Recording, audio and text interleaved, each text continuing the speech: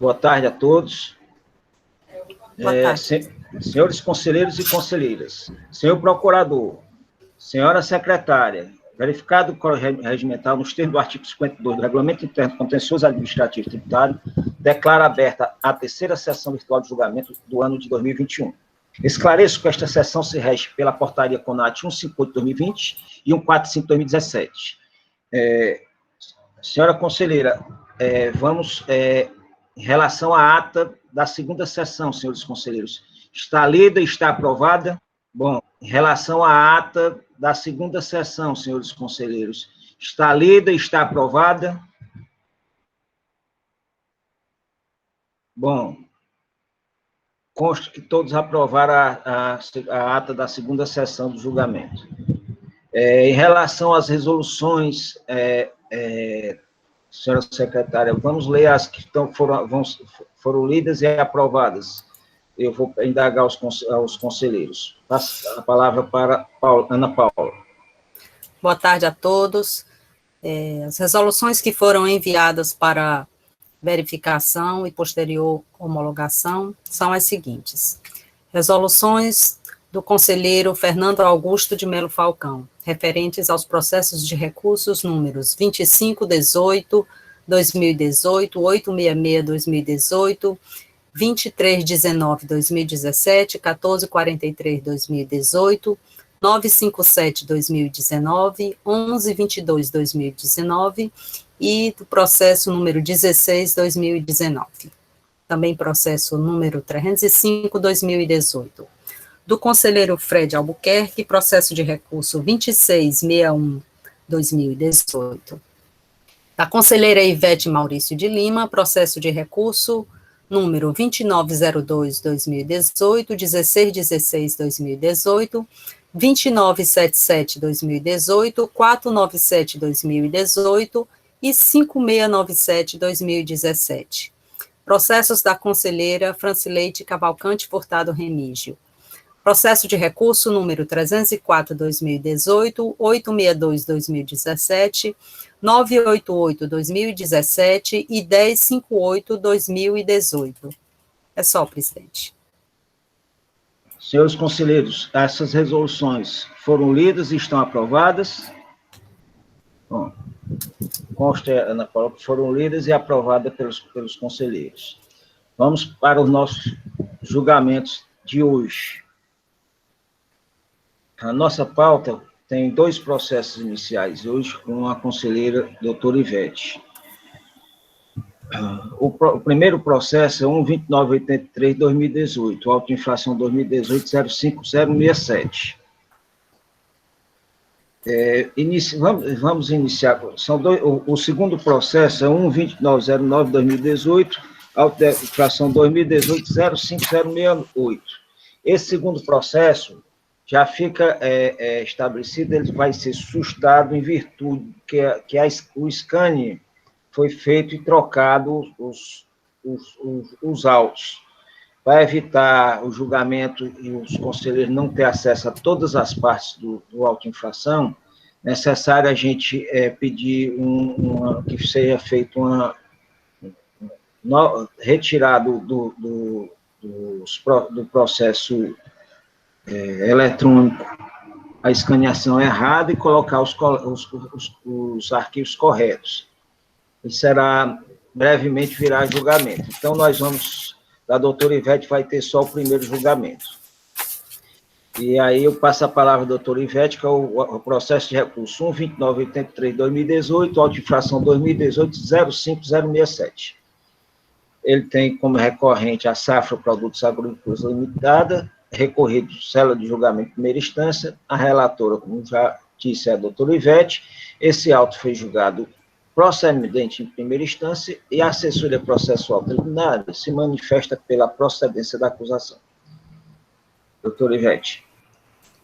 Boa tarde a todos, né? Começando a semana, vamos começar a semana aí com coragem, né? Para fazer o nosso julgamento e com Deus, né? Com a proteção divina, né? Em um momento tão difícil. O primeiro processo e o segundo também, ele trata de deixar de escriturar a nota fiscal de entrada, que ela aquele tipo de infração que já é bem comum aqui, né, de penalidade que se é aplicada, que é o artigo 123.3G. Como o presidente falou, o segundo processo se refere a 2015, também da mesma infração. Mas realmente falta a digitalização desse processo, não está faltando algumas peças, e assim a gente achou prudente não colocar no julgamento, pela insegurança que o processo físico não está nas minhas mãos, né? Então, detendo-se aqui o primeiro processo, ele deixar de escriturar a nota de entrada, referente a 2014, onde o volume de operações que não foram escrituradas na FD é na ordem de R$ 3.918.878,90, a penalidade de 123.2G, com a nova redação da Lei 16.958, que se refere que é equivalente a 10%. No caso aqui, foi aplicada uma multa de R$ 391.887,89.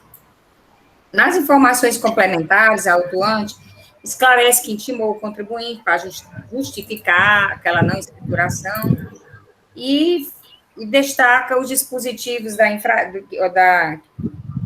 os artigos infringidos e a penalidade. Veio a defesa, foi colocado em julgamento, o julgamento foi pela procedência, deixando de acatar os argumentos de nulidade da parte, né, que eu vou falar só na parte do recurso, porque são os mesmos, não mudou nada, e o julgamento de primeira instância foi pela procedência, entendendo que não há nulidade, a questão do caráter confiscatório também não há como o julgador se colocar com relação a essa matéria, e indicou a penalidade a mesma penalidade do autuante, opinando que não caberia o reenquadramento por existir uma penalidade específica, que é a que é apontada pelo agente fiscal, 123.3G. A empresa entra com recurso, alegando as mesmas razões da impugnação. Ela fala do cesseamento ao direito de defesa, né? Ela coloca como se a empresa não entendesse a acusação, ela não tivesse clara, né?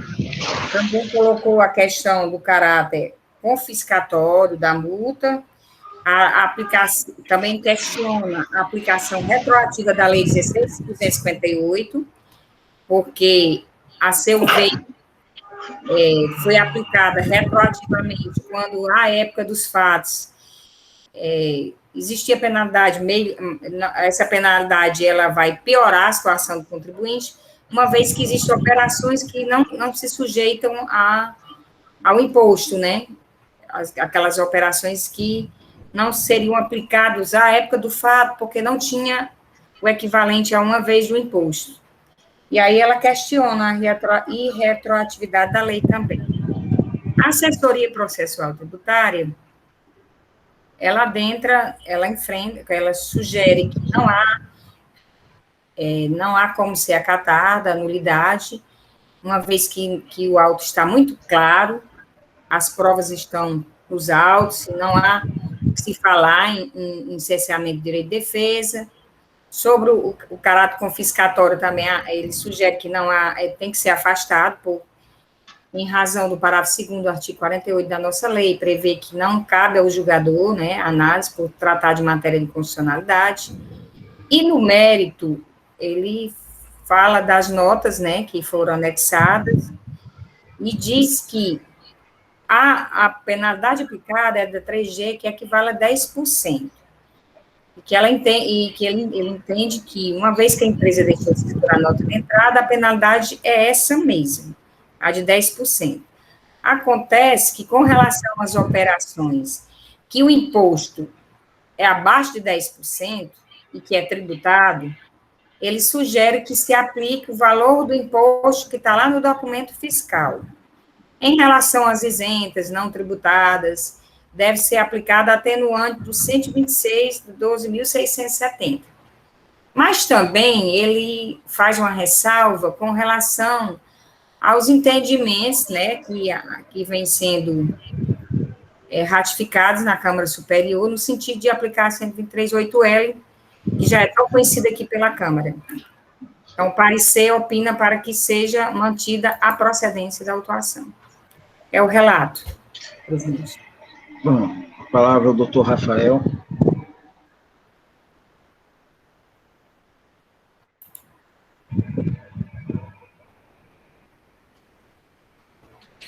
Presidente, secretária, conselheiros, meus cumprimentos a todos, boa semana para todos. Presidente, a acusação, como já explanado no relato, é deixar de escriturar no livro fiscal de registro de entrada, inclusive na modalidade eletrônica, no ano de 2014. A base de cálculo da omissão de escrituração com R$ 3.918.878. O suporte probatório que deu ensejo ao levantamento, ele se pautou em planilhas em que a fiscalização indicou as chaves de todas as notas fiscais tidas como não escrituradas.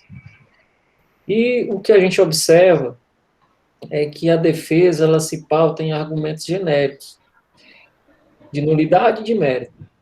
A nulidade trazida pela empresa é uma suposta inépcia da acusação fiscal, porque não restou delimitado o objeto da acusação, quando, na verdade, o auto de infração já aponta especificamente qual é a acusação, permitindo o exercício do direito de defesa da empresa. E é certo que a alegação genérica de nulidade não dá ensejo à declaração de nulidade do auto de infração. Então, presidente, com relação à nulidade apontada pela defesa, eu vou opinar no sentido de que ela seja afastada por entender que não se configurou a apontada nulidade. É uma nulidade apontada como de caráter genérico.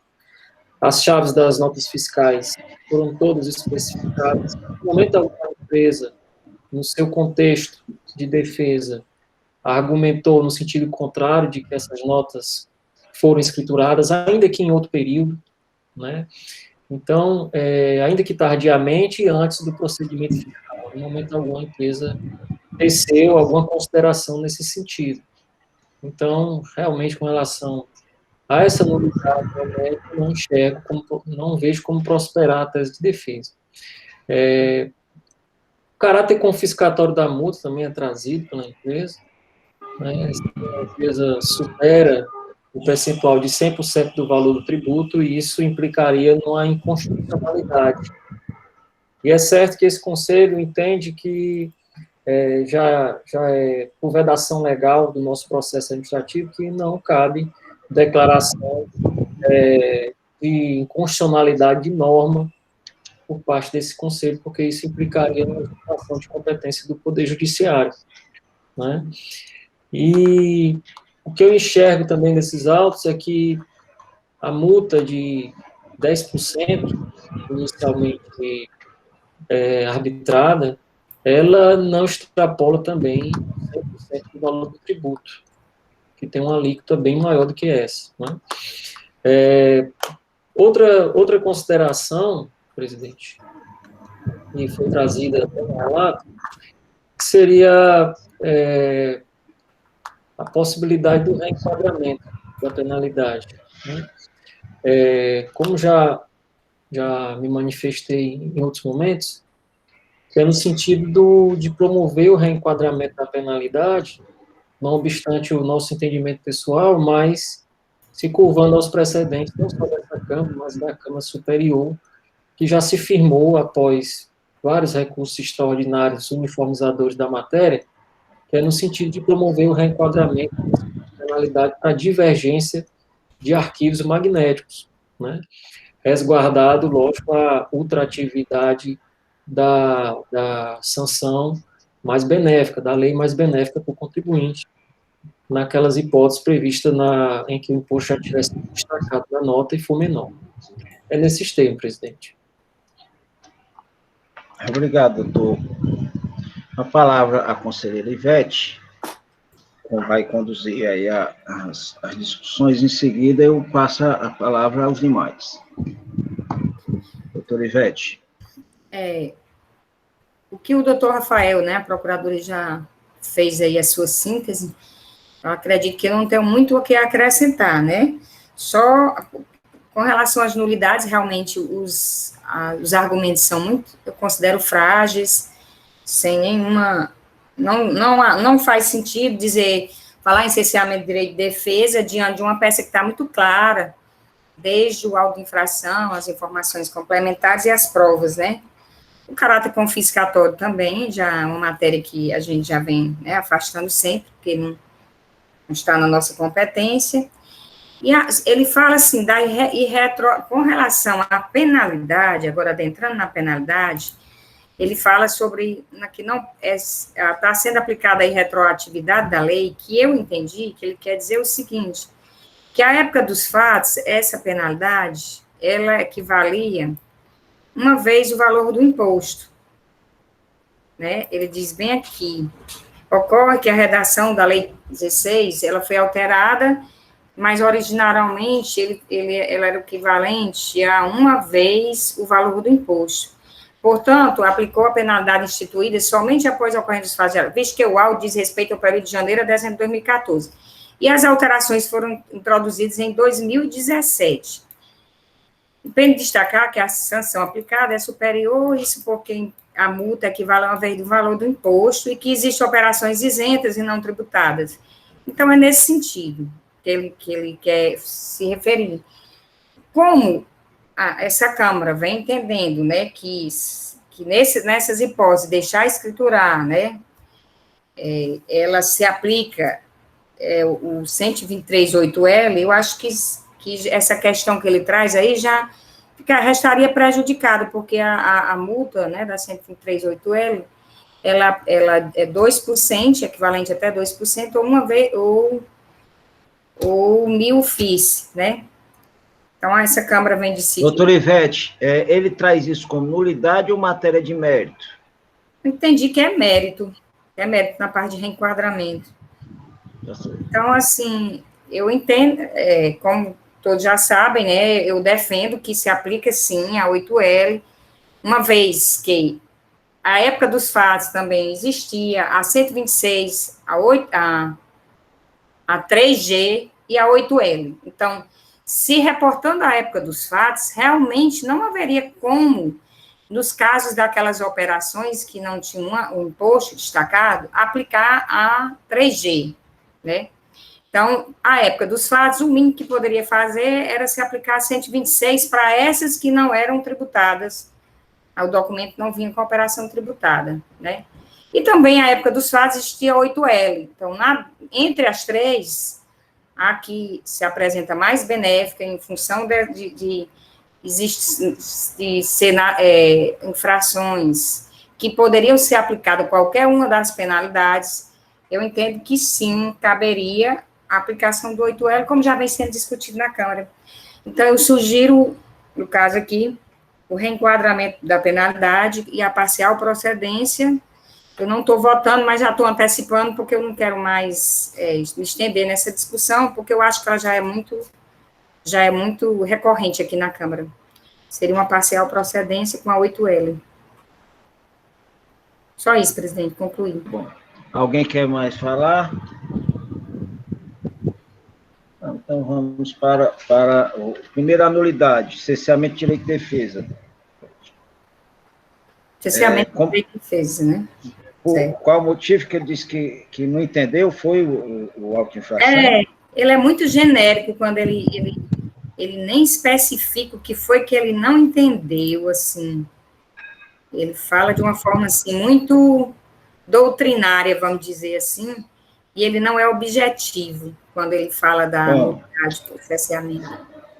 Então, cerceamento de direito de defesa trazido pelo contribuinte como vota, conselheiro? Eu voto para que seja afastada a nulidade, uma vez que a infração está bem circunstanciada, as provas não deixam dúvida de que a infração é de falta de escrituração de nota de entrada, e não há não se vislumbra aqui nenhum prejuízo ao direito de defesa do contribuinte. É assim que eu voto. Muito bem. Doutor Michel, como vota em relação à nulidade?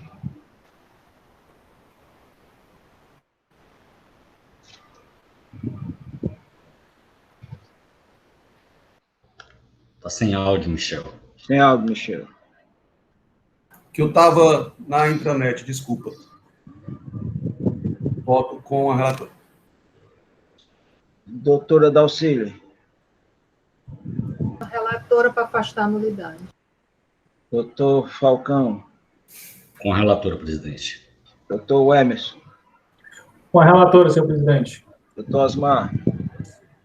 Com a relatora, senhor presidente. Bom, o segundo que ele traz a inconstitucionalidade da multa. É isso? Caráter confiscatório. Caráter confiscatório da multa. Confiscatório da multa. Como vota, conselheira? Também eu voto para que não... como é que a gente... Afastar, né? Em razão que não há competência, não está na competência do julgador, né, administrativo, analisar essa matéria, porque requer análise de constitucionalidade da norma, e é matéria de reserva, né, do Judiciário, artigo 48, parágrafo 2º da nossa lei. 15.614. Da lei 15.614. Tá. Não é isso, Tony? Isso. Pronto. Doutor Michel. Com a relatora. Doutora Dalcília. Com a relatora. Doutor Fernando Falcão. Com a relatora, presidente. Doutor Emerson.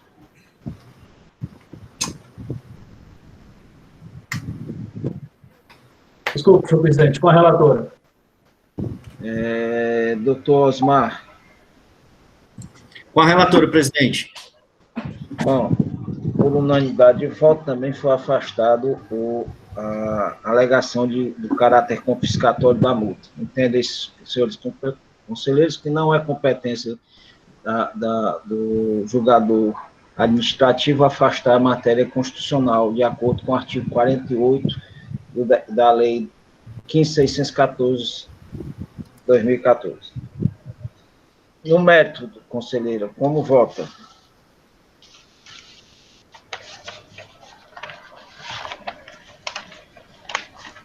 Conhecer parcialmente o recurso ordinário, né? Está sem áudio, Paulo. Só um instante, ainda tem a nulidade da irretroatividade, não? Está em nulidade, Paulinha? Eu pensei que estava. Deixa eu olhar aqui novamente. Retroatividade. Cadê? Da lei tributária. Ele coloca como nulidade, é? Por isso que eu perguntei até. Você perguntou, mas eu peço desculpas, eu pensei que ele estava enfrentando já o mérito nessa parte. Que, na verdade, seria mérito, né, mesmo, né? Mas ele está dizendo nulidade, então vamos enfrentar, né? Violação ao princípio da irretroatividade da lei. Então, não caberia aqui eu entendo que a motivação que ele está dando, ela caberia uma análise, né, até do mérito em si, mas como ele está colocando como nulidade, afastar a nulidade porque não se aplica ao caso essa análise da matéria para entender como nulo, mesmo que vamos dizer que se a lei fosse retroativa, não pudesse retroagir, não seria caso de nulidade, seria de improcedência, assim. Eu posso até estar enganada, mas... Posso até sugerir uma sugestão, conselheira Ivete? Pode dizer. Nós não estamos vinculados à classificação dada pelo recorrente. Certo. O recorrente, ele disse pela nulidade, a gente pode apreciar o assunto, dizendo que o assunto é de mérito e vai apreciar o mérito. E a classificação quem dá é o julgador. Pronto. É essa impressão que eu tenho. E aí a gente chega e diz, olha, eu não vou aplicar, não vou acolher, por isso, a fundamentação cabe ao conselho. Pois é, eu estou sentindo dificuldade de afastar como nulidade aqui, se alguém tiver uma opinião diferente, eu acho que o doutor Rafael tem razão, acho que a gente poderia dizer, né, que Não, a motivação que ele está dando para a nulidade seria matéria de analisar o mérito, caberia análise de mérito. Vamos ouvir também os demais, se alguém tem mais alguma opinião. Se seria caso de votar como nulidade e afastar. Eu penso que assiste razão a Procuradoria na pessoa do doutor Rafael. Ele traz como preliminar, mas ela se confunde com o próprio mérito. Isso é da própria essência da hermenêutica processual. Eu acho que assiste razão, acho que podemos considerar em forma de mérito. Uhum.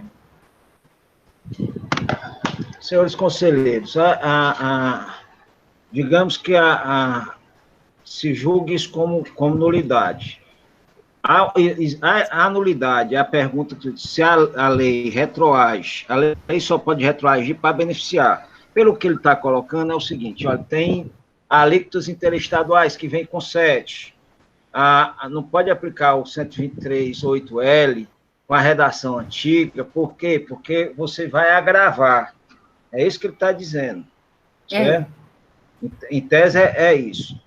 Em tese, o que é que o conselho iria fazer num caso, digamos que não tivesse 8L, tá certo? Iria, no meu pensamento, iria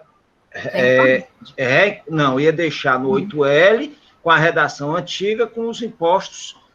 Quanto é o valor do imposto? 4%, vem na tota, só 4%, não 10%.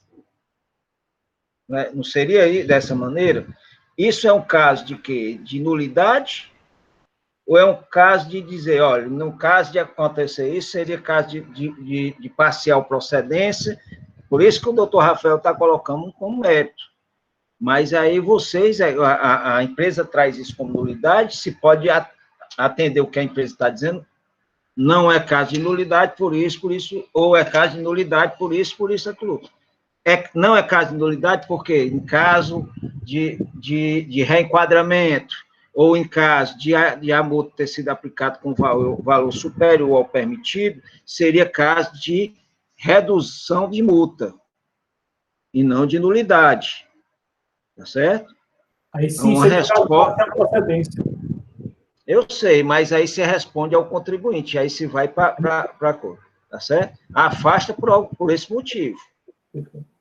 Eu penso assim, presidente, se me permite só colocar, a gente vai estar atendendo aos argumentos, aos ensejos do contribuinte, e como que vai ser ele apreciado? Ele vai ser apreciado à luz da norma que pretende o contribuinte. Se em forma de preliminar ou não, eu acho que isso compete a gente decidir.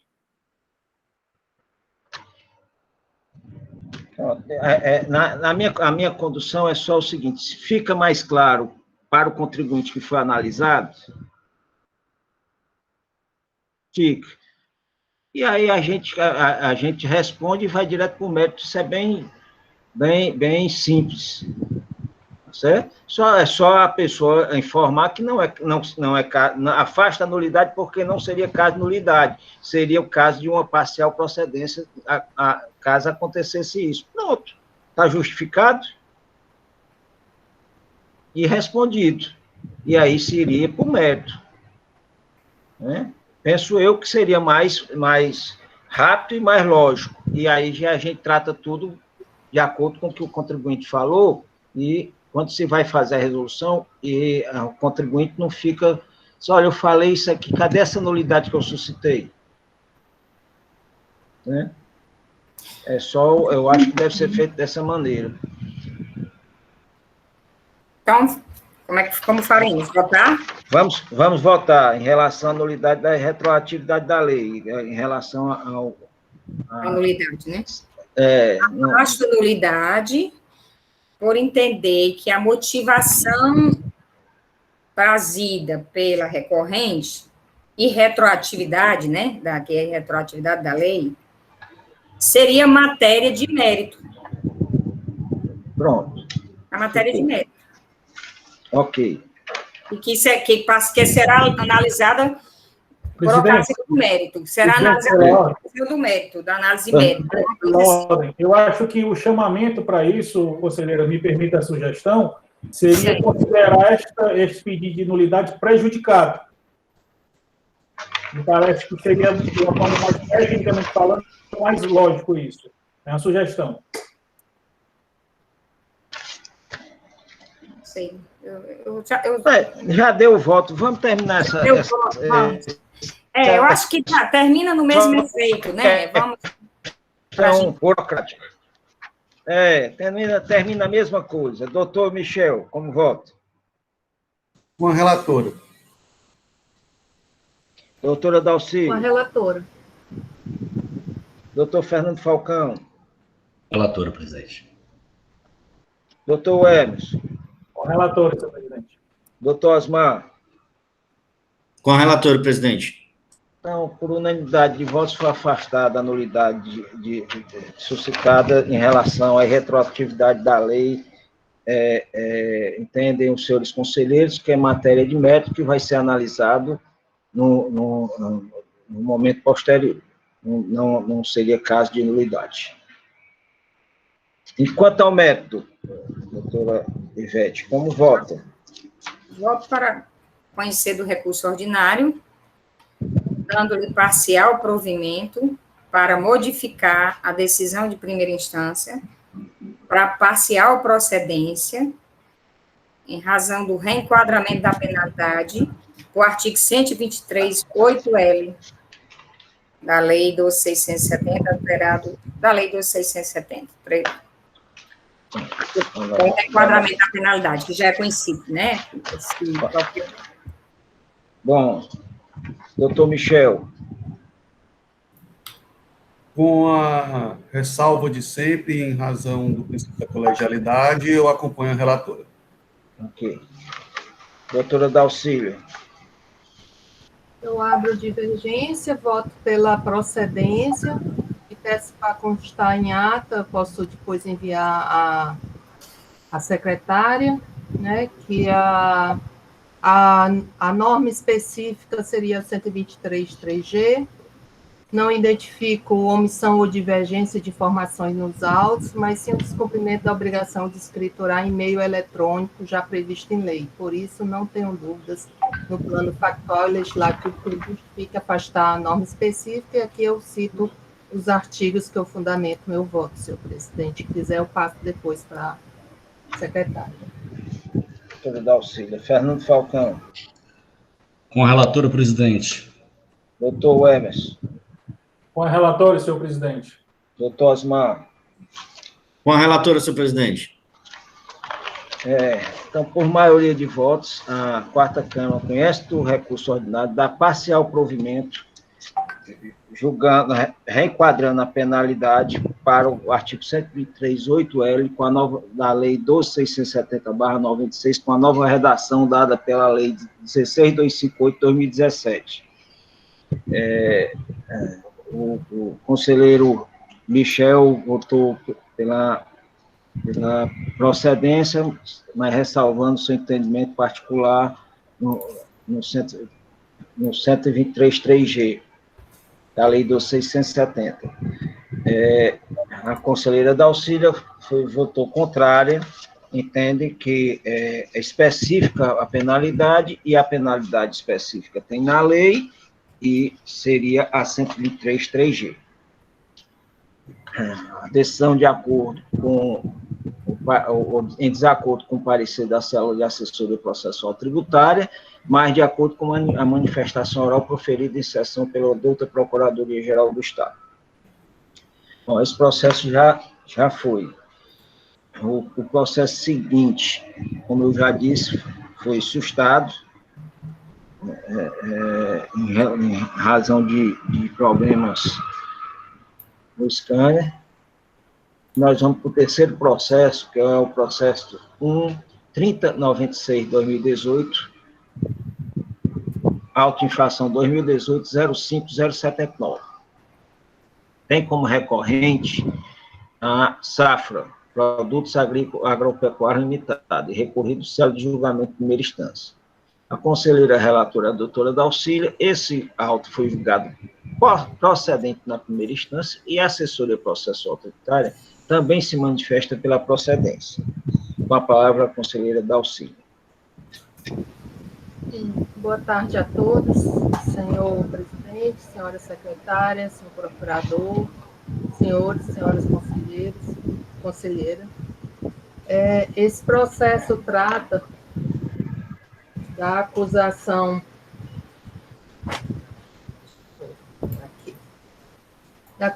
de falta de recolhimento do ICMS decorrente de emissão de documento fiscal em operação interestadual com redução de base de cálculo condicionada.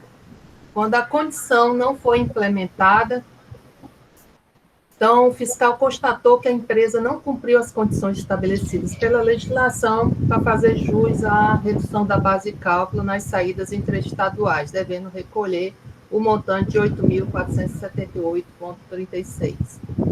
Na informação complementar, ele acrescenta os artigos dispositivos e que a condição que não foi implementada para a fruição do benefício, ela está no artigo 6, parágrafo 12 do decreto do ICMS, e para a fruição do benefício de que trata os incisos, ficam os estabelecimentos vendedores obrigados a deduzir do preço da mercadoria o valor correspondente ao imposto dispensado, demonstrando especialmente na nota fiscal a respectiva dedução. É apresentado defesa, o fiscal anexou a planilha, onde ele cita as notas e os valores. Dalcília, é o ventilador que estava fazendo uma zoada danada aí, teu, não? Talvez, que eu estou com ele ligado, está fazendo barulho, por demais, Então, deixa eu só desligar ele um momentinho.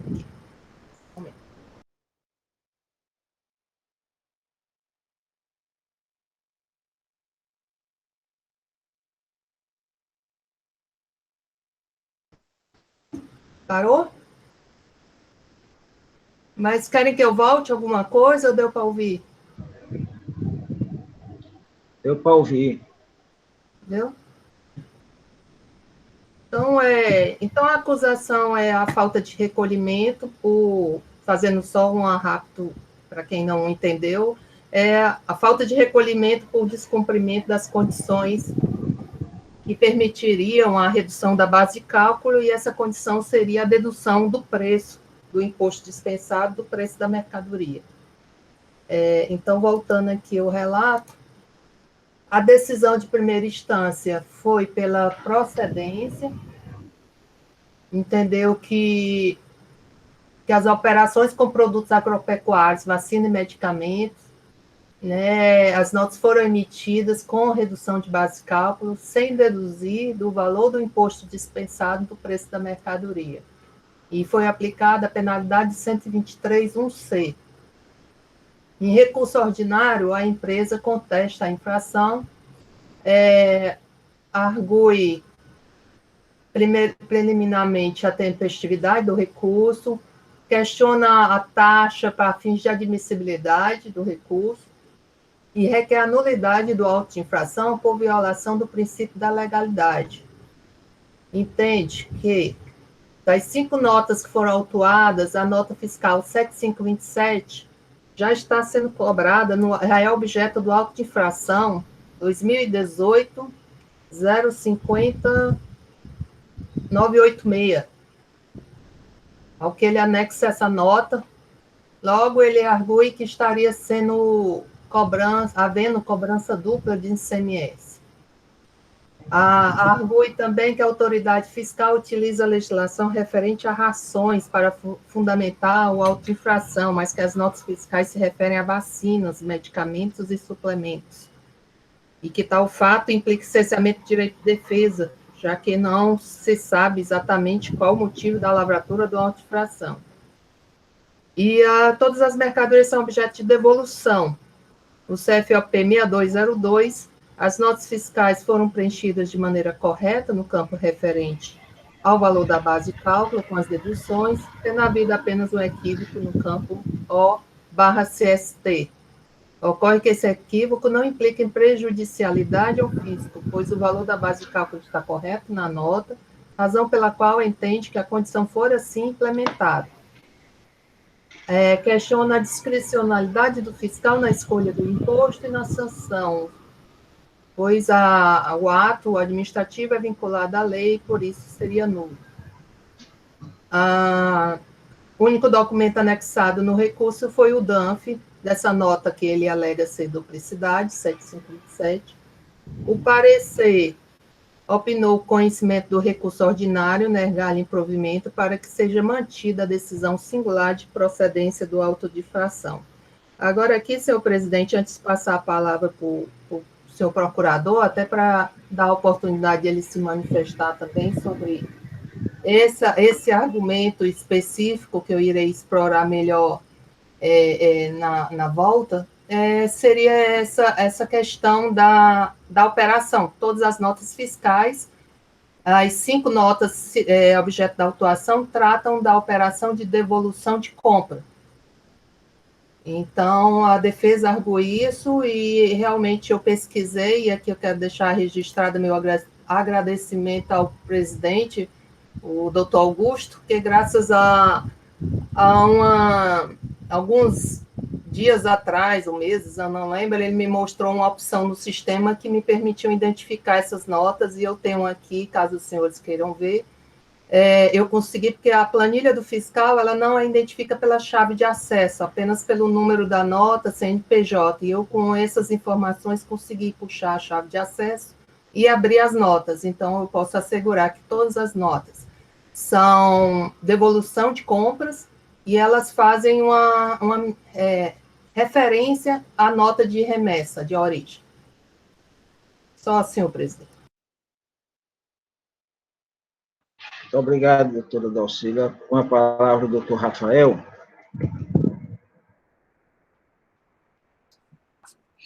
Presidente, secretária, conselheiros, renovando os cumprimentos a todos. Presidente, a acusação é de falta de recolhimento do imposto, porque no entender da fiscalização, a redução da base de cálculo aplicada pela empresa, ela não cumpriu os requisitos exigidos na legislação para gozo do benefício fiscal, de redução da base de cálculo. Em razão disso, identificando que os referidos documentos fiscais não atendiam aos requisitos para gozo do benefício, a fiscalização promoveu a revisão da redução da base de cálculo e cobrou essa diferença de imposto no cerne da defesa.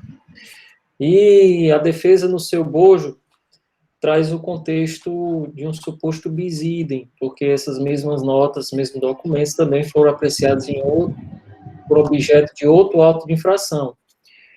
Mas o que ficou claro com relação à questão do bis idem, presidente, é que a metodologia adotada aqui, o imposto que foi cobrado aqui, foi justamente aquele resultante da base de cálculo.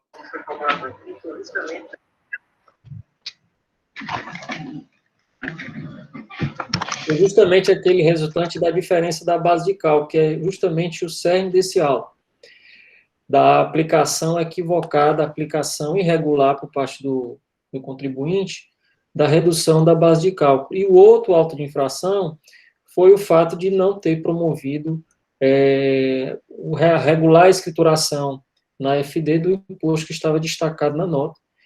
E isso foi trazido, inclusive, apreciado no parecer da célula de assessoria processual tributária, afastando o bis idem, ao qual me acosto, né? Outra questão que é trazida na defesa é acerca da nulidade. Nulidade por cesseamento do direito de defesa, vício na motivação. Procedência. Vício esse ao qual eu não me acosto e afasto, por entender, presidente, que não há vício algum na motivação, porque o mesmo benefício fiscal que foi instituído para rações, ele é idêntico para as vacinas.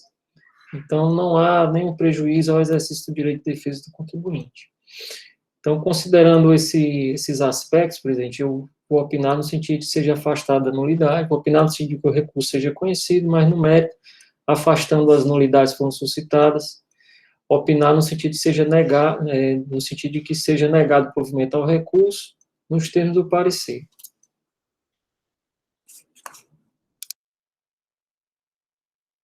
trouxe um fato novo, eu gostaria de escutar, porque o que a conselheira está dizendo, que essas operações não são de vendas, são devoluções. Devoluções, geralmente, ela replica a entrada. Só quero que o seu posicionamento sobre isso aí, porque ela trouxe como Entendi, presidente. elemento novo. Presidente, com relação a isso,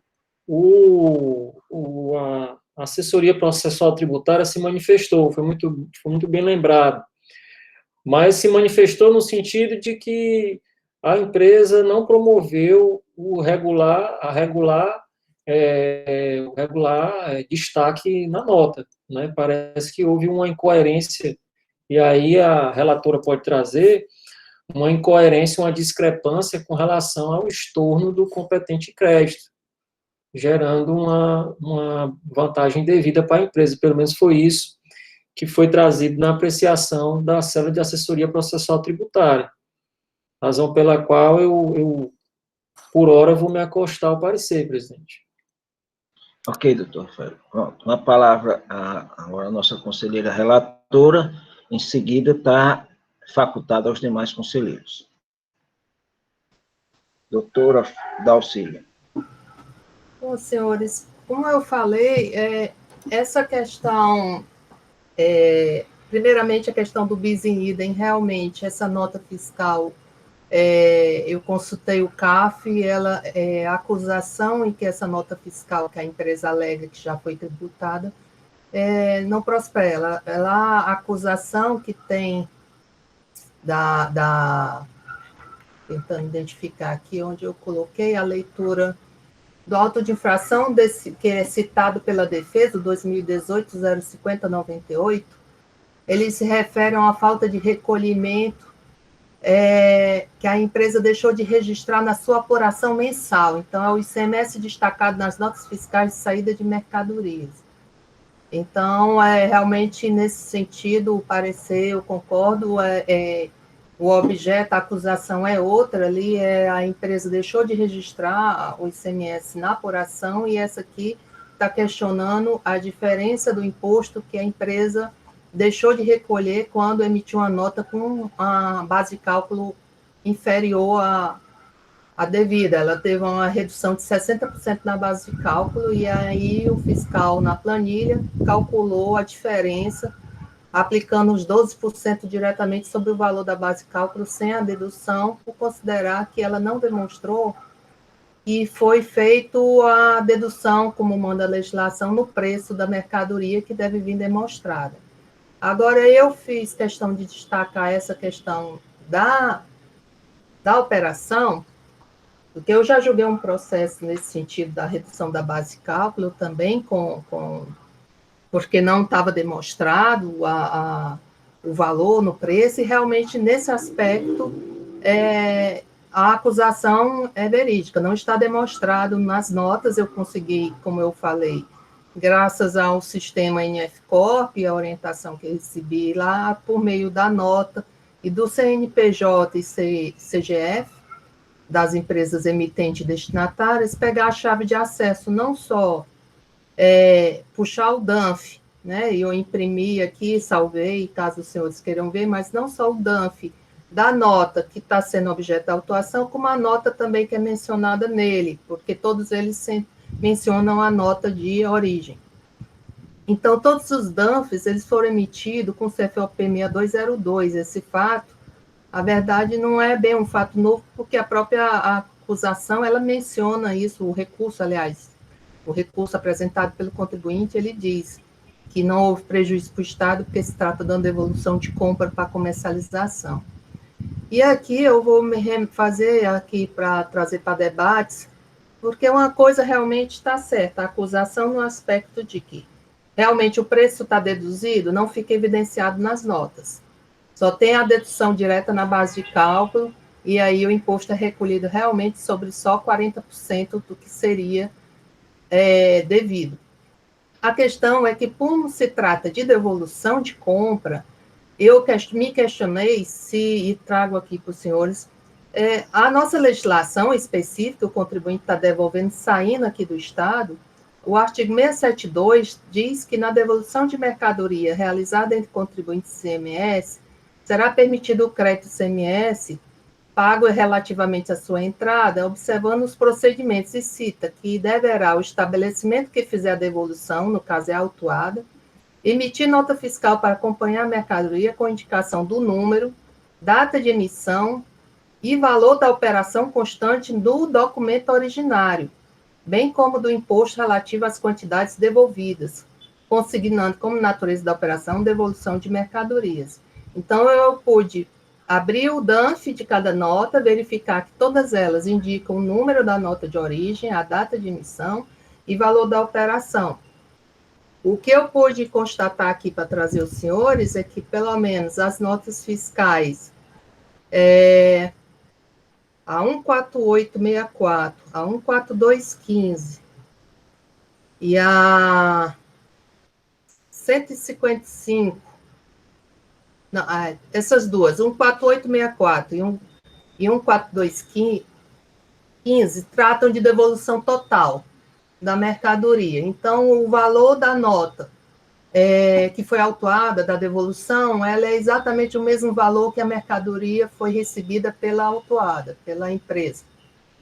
A questão da nota fiscal, há duas devoluções parciais, e a quantidade é menor, mas o preço se manteve, que é a 7527 e a 10964, são devoluções parciais, e também a 15559. Apenas a primeira nota, eu vi que há uma diferença entre o preço unitário é diferente.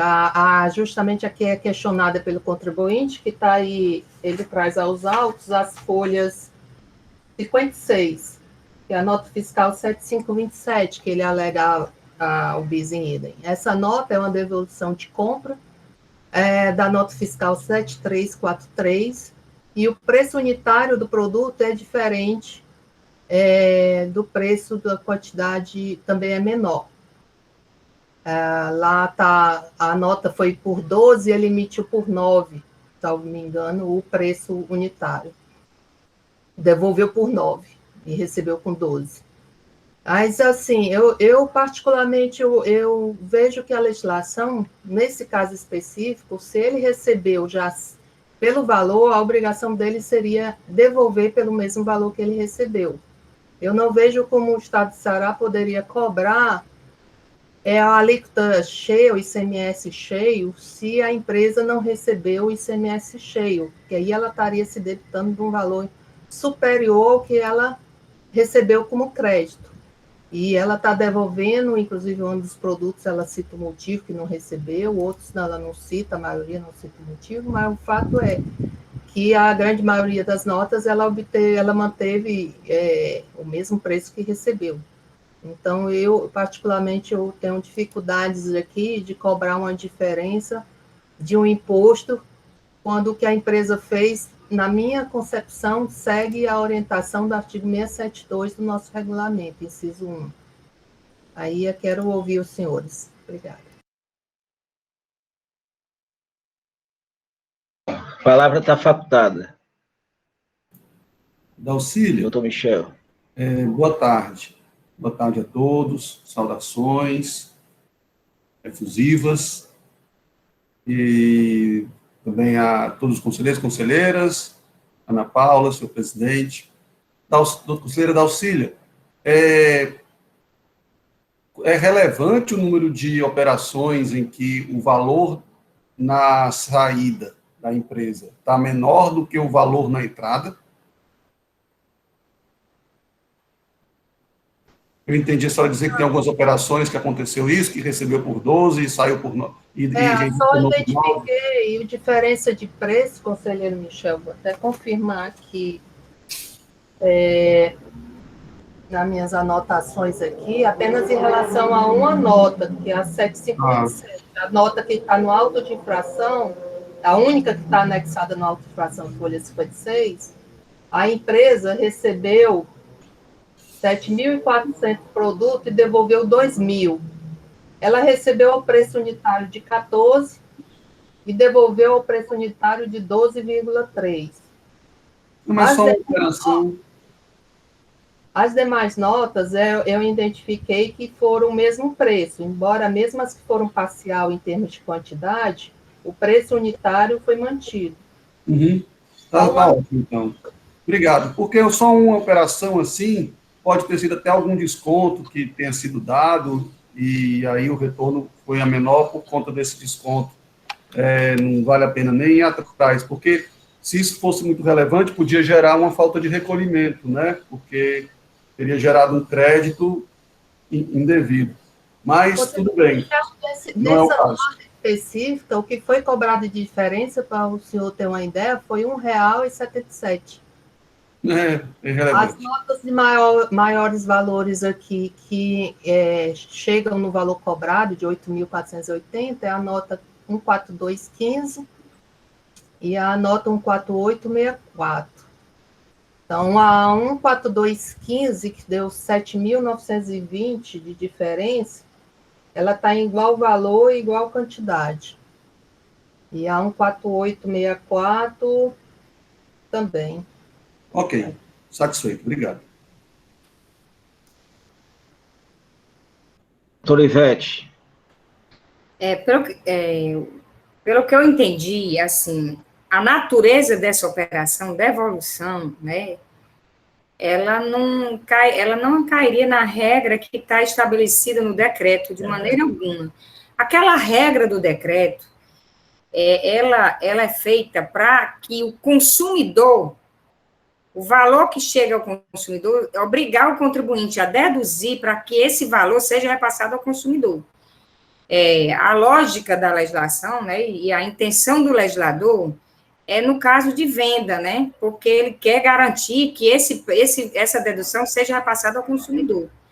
Aqui, no caso de devolução, assim, independente de que qualquer diferença que existir, porque o objeto da ação fiscal e da autuação foi o fato dele não ter apresentado a dedução dos documentos, realmente o contribuinte não tinha que fazer essa dedução, não. Devolução não cabe à regra, tanto é que o dispositivo diz estabelecimento vendedor, a lógica é venda, e o repasse e tirar do consumidor esse valor que está sendo dado pelo Estado, vamos dizer assim. A devolução é um mero retorno do crédito que ele recebeu, né?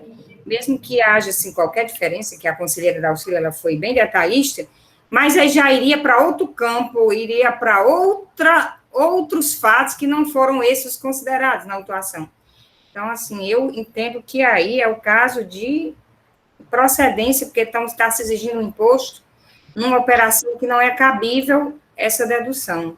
Pelo menos até o momento é o que eu estou conseguindo entender. Posso até estar equivocada na interpretação. Bom, eu vou passar a palavra para a doutora Dalcília, em seguida eu acho que já está maduro de se votar. Doutora Dalcília.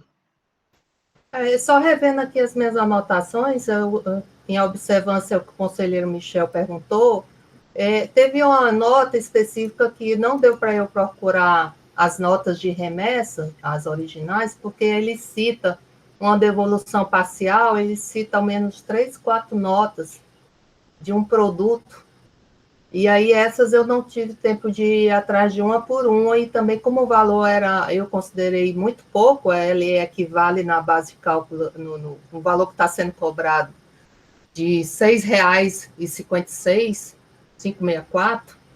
então eu também não posso assegurar em relação à nota fiscal 109,64 se o valor está sendo devolvido exatamente igual.